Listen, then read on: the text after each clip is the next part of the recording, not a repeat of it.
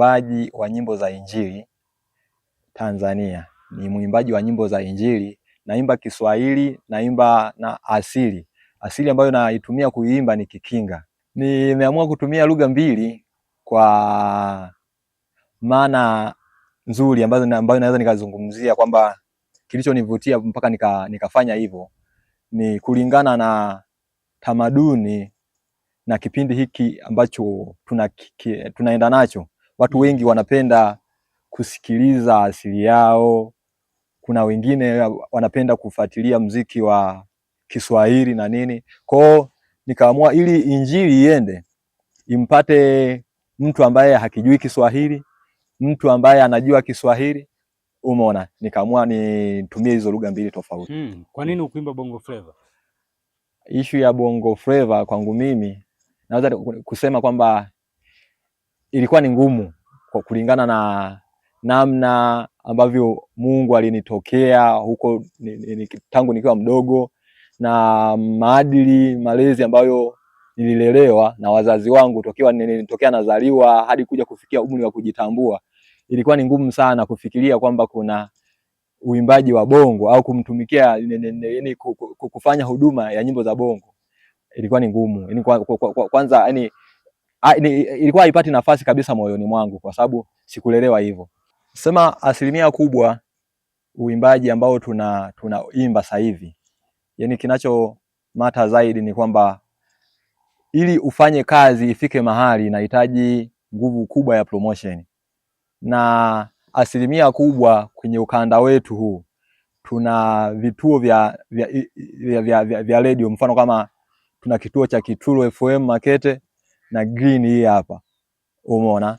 Zaidi ya hapo mpaka Njombe. Kwa hiyo unakuta asilimia kubwa yani kuwafikia watu kwa haraka, yani kwa kupitia uimbaji inahitaji utumie nguvu ya social media kama hizo na nini. Asilimia kubwa na watu wanaokufahamu kukuamini inakuwa ni changamoto kidogo, japokuwa kwa kupitia uweza wa Roho Mtakatifu alioko ndani yetu ndio anayetuongoza yani kufika mahali. Mitandao ya kijamii unaitumia?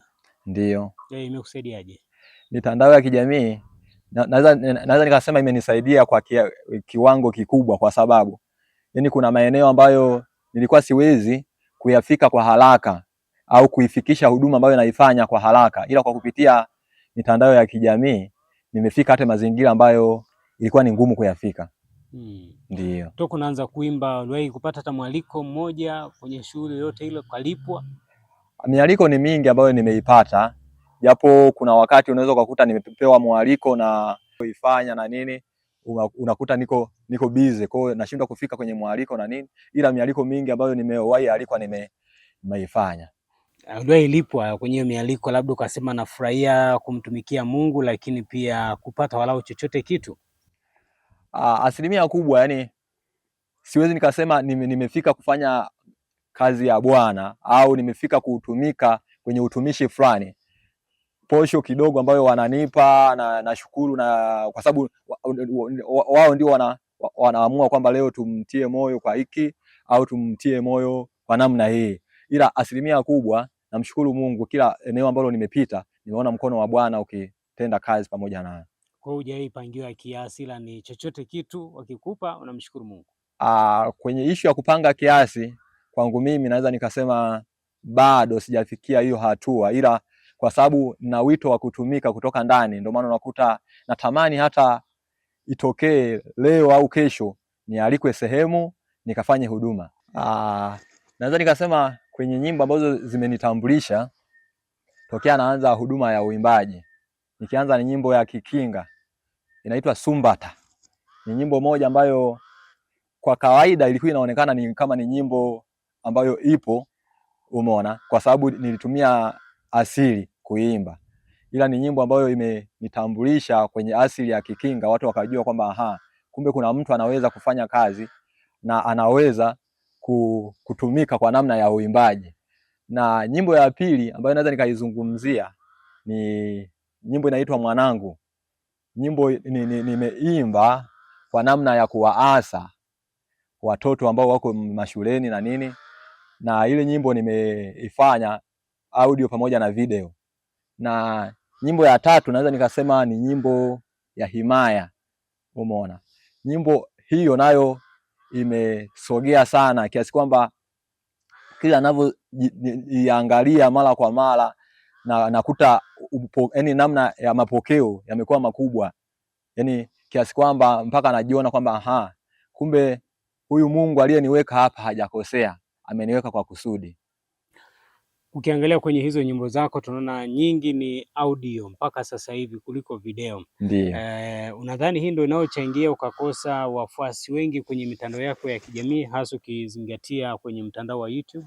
Hapana, issue ya kufanya audio ni maamuzi pia, na issue ya kufanya video nao pia naweza nikasema ni maamuzi. Yani kwa nini nimesita sana kutoa nyimbo za video? Nimetulia kwanza kufanya nyimbo za video kwa sababu kitu cha kwanza ambacho nilikuwa napenda kwanza nikifanye ni kujulisha umma kwamba ninachokifanya ni hiki. Na asilimia kubwa kama nilivyozungumza awali kwetu sisi huku, yani issue ya social media umeona zinazo support sana mziki wetu, hatuna channel za TV. Zaidi ya hapo tuna vituo vya radio.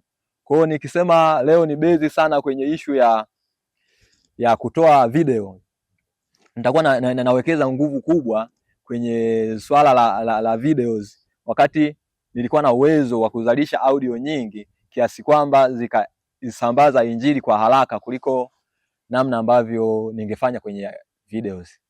Naweza sema kwamba kitu kuimba ilikuwa ni ndoto tokea niko mdogo. Nilikuwa napenda watu wanavyoimba, nilivyokuwa nasikiliza nyimbo za waimbaji wengine walioanza hata kabla yangu kuimba, walikuwa wananivutia ni kiasi kwamba nikajikuta na mimi napata msukumo wa nguvu kuimba.